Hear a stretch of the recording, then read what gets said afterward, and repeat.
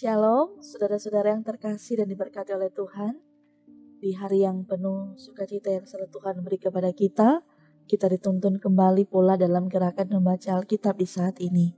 Mari bersama-sama kita akan membaca firman, sebelumnya itu mari kita berdoa. Terpujilah Engkau ya Allah Bapa di surga, yang selalu mengasihi akan kehidupan kami. Dan saat ini bersukacitalah kami kepadamu, untuk segala pemeliharaan yang selalu Tuhan beri dan anugerahkan kepada kami.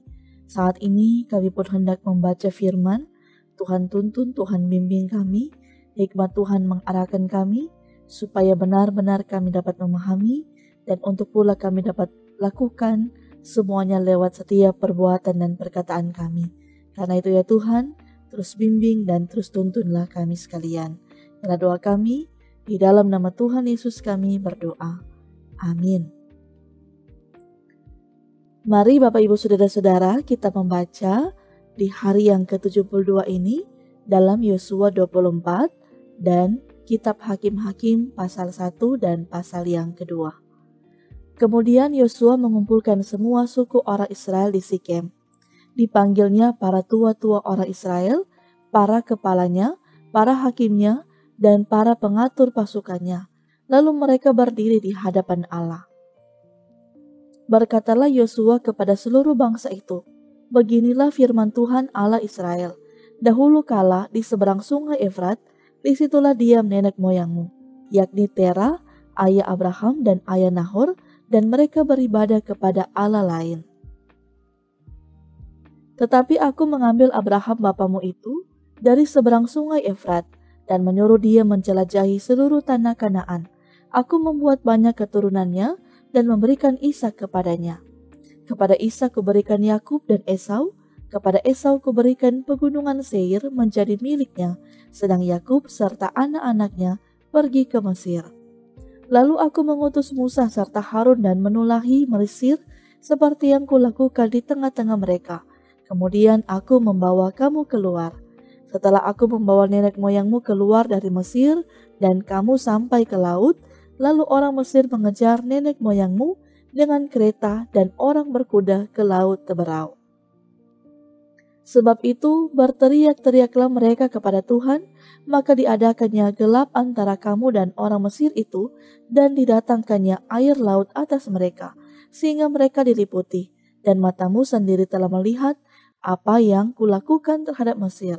Sesudah itu lama kamu diam di padang gurun. Aku membawa kamu ke negeri orang Amori yang diam di seberang sungai Yordan, dan ketika mereka berperang melawan kamu, mereka kuserahkan ke dalam tanganmu, sehingga kamu menduduki negerinya, sedang mereka kupunahkan dari depan kamu. Ketika itu Balak bin Sipor, Raja Moab, bangkit berperang melawan orang Israel. Disuruhnya memanggil Bileam bin Beor untuk mengutuki kamu. Tetapi aku tidak mau mendengarkan Bileam, sehingga ia pun memberkati kamu. Demikianlah aku melepaskan kamu dari tangannya. Setelah kamu menyeberangi sungai Yordan dan sampai ke Yeriko, berperanglah melawan kamu warga-warga kota Yeriko, orang Amori, orang Feris, orang Kanaan, orang Het, orang Girgasi, orang Hewi, dan orang Yebus, tetapi mereka itu kuserahkan ke dalam tanganmu. Kemudian aku melepaskan tabuhan mendahului kamu, dan binatang-binatang itu menghalau mereka dari depanmu, seperti kedua raja orang Amori itu. Sesungguhnya bukan oleh pedangmu dan bukan pula oleh panahmu. Demikianlah kuberikan kepadamu negeri yang kamu peroleh tanpa bersusah-susah, dan kota-kota yang tidak kamu dirikan, tetapi kamulah yang diam di dalamnya. Juga kebun-kebun anggur dan kebun-kebun zaitun yang tidak kamu tanami, kamulah yang makan hasilnya. Oleh sebab itu, takutlah akan Tuhan dan beribadahlah kepadanya dengan tulus ikhlas dan setia. Jauhkanlah Allah yang kepadanya nenek moyangmu telah beribadah di seberang sungai Efrat dan di Mesir, dan beribadahlah kepada Tuhan. Tetapi, jika kamu anggap tidak baik untuk beribadah kepada Tuhan, pilihlah pada hari ini kepada siapa kamu akan beribadah. Allah yang kepadanya nenek moyangmu beribadah di seberang sungai Efrat, atau Allah orang Amori yang negerinya kamu diami ini. Tetapi aku dan seisi rumahku, kami akan beribadah kepada Tuhan. Lalu bangsa itu menjawab, jauhlah daripada kami meninggalkan Tuhan untuk beribadah kepada Allah lain. Sebab Tuhan Allah kita, Dialah yang menuntun kita dan nenek moyang kita dari tanah Mesir, dari rumah perbudakan, dan yang telah melakukan tanda-tanda mujizat yang besar ini di depan mata kita sendiri, dan yang telah melindungi kita sepanjang jalan yang kita tempuh dan di antara semua bangsa yang kita lalui. Tuhan menghalau semua bangsa dan orang Amori, penduduk negeri ini, dari depan kita. Kami pun akan beribadah kepada Tuhan, sebab Dialah Allah kita. Tetapi Yosua berkata kepada bangsa itu, tidaklah kamu sanggup beribadah kepada Tuhan, sebab Dialah Allah yang kudus, Dialah Allah yang cemburu, yang tidak akan mengampuni kesalahan dan dosamu. Apabila kamu meninggalkan Tuhan dan beribadah kepada Allah asing, maka Ia akan berbalik daripadamu dan melakukan yang tidak baik kepada kamu, serta membinasakan kamu setelah Ia melakukan yang baik kepada kamu dahulu. Tetapi bangsa itu berkata kepada Yosua, tidak, hanya kepada Tuhan saja kami akan beribadah. Kemudian berkatalah Yosua kepada bangsa itu, kamulah saksi terhadap kamu sendiri, bahwa kamu telah memilih Tuhan untuk beribadah kepadanya. Jawab mereka, kamilah saksi. Ia berkata, maka sekarang jauhkanlah Allah asing yang ada di tengah-tengah kamu, dan condongkanlah hatimu kepada Tuhan Allah Israel.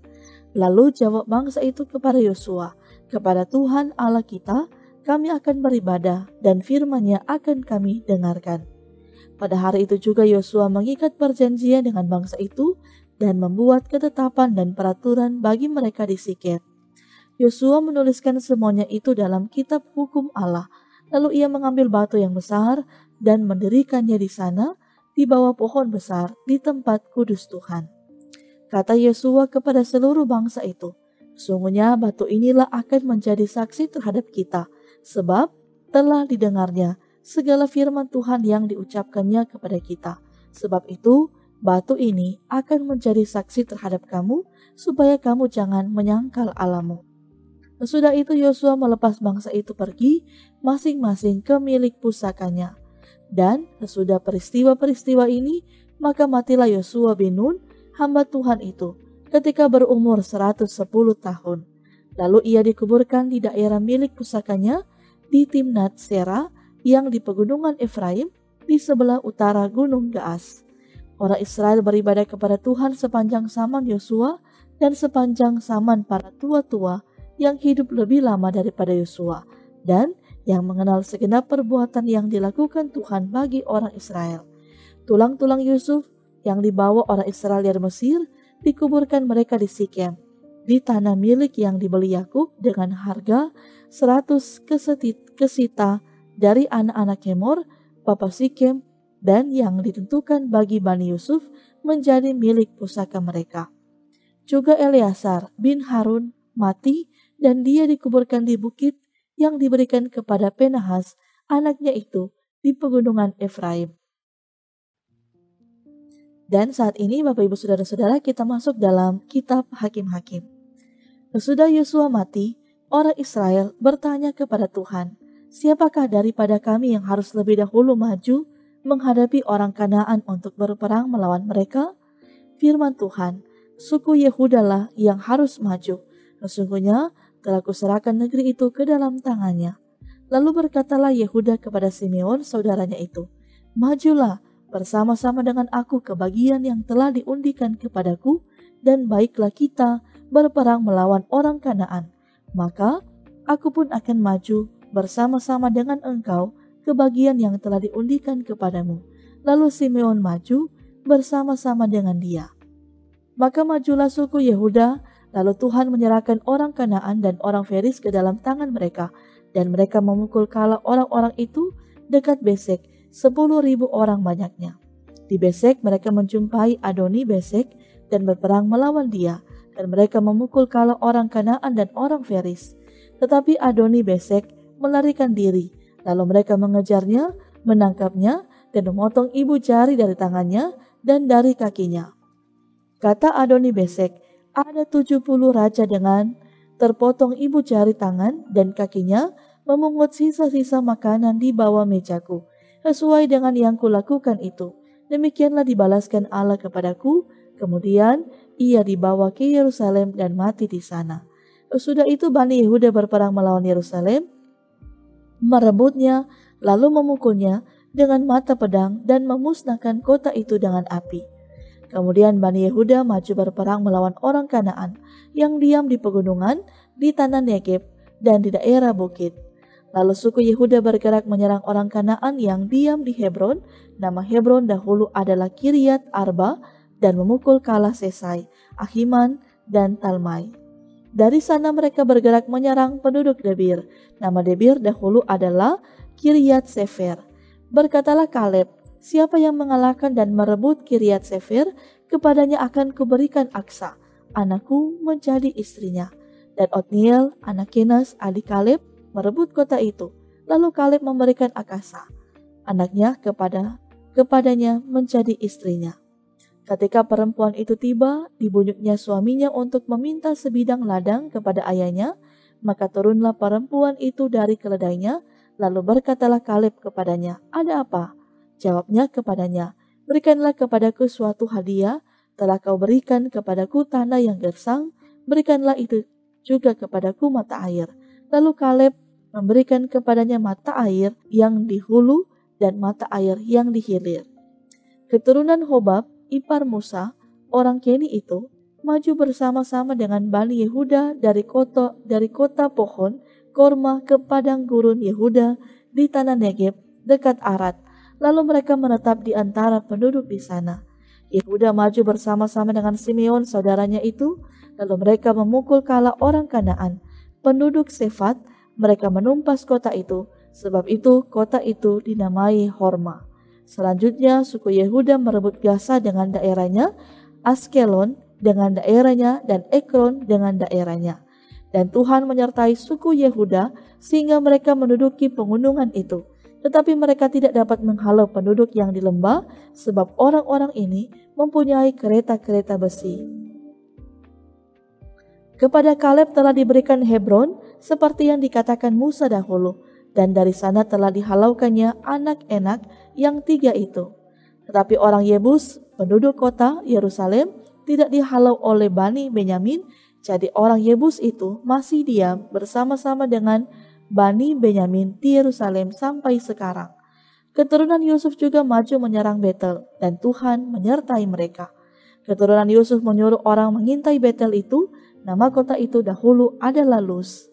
Ketika pengintai-pengintai itu melihat seorang keluar dari kota itu, maka berkatalah mereka kepadanya, "Tolong, tunjukkan bagaimana kami dapat memasuki kota ini, maka kami akan memperlakukan engkau sebagai sahabat." Lalu ditunjukkannyalah kepada mereka bagaimana mereka dapat memasuki kota itu, dan mereka memukul kota itu dengan mata pedang, tetapi orang itu dengan seluruh kaumnya dibiarkan mereka pergi. Orang itu pergi ke negeri orang Het dan mendirikan di sana sebuah kota yang dinamainya Luz. Demikianlah nama kota itu sampai sekarang. Suku Manasye tidak menghalau penduduk Bet-Sean dan penduduk segala anak kotanya, penduduk Ta'anak dengan segala anak kotanya, penduduk Dor dengan segala anak kotanya, penduduk Yibleam dengan segala anak kotanya, dan penduduk Megido dengan segala anak kotanya, sebab orang Kanaan itu berkeras untuk tetap diam di negeri itu. Setelah orang Israel menjadi kuat, mereka membuat orang Kanaan itu menjadi orang Rodi dan tidak menghalau mereka sama sekali. Suku Efraim pun tidak menghalau orang Kanaan yang diam digeser, sehingga orang Kanaan itu tetap diam di tengah-tengah mereka digeser. Suku Sebulon tidak menghalau penduduk Kitron dan penduduk Nahalol, sehingga orang Kanaan itu tetap diam di tengah-tengah mereka, walaupun sebagai orang Rodi. Suku Asyer tidak menghalau penduduk Ako, penduduk Sidon serta Ahlab, Aksib, Helba, Afek, dan Rehob. Sehingga orang Asyer itu diam di tengah-tengah orang Kanaan, penduduk asli negeri itu, sebab orang-orang itu tidak dihalaunya. Suku Naftali tidak menghalau penduduk Bet-Semes dan penduduk Bet-Anat, sehingga mereka diam di tengah-tengah orang Kanaan, penduduk asli negeri itu, tetapi penduduk Bet-Semes dan Bet-Anat itu menjadi orang Rodi bagi mereka. Orang Amori mendesak Bani dan ke sebelah pegunungan dan tidak membiarkan mereka turun ke lembah.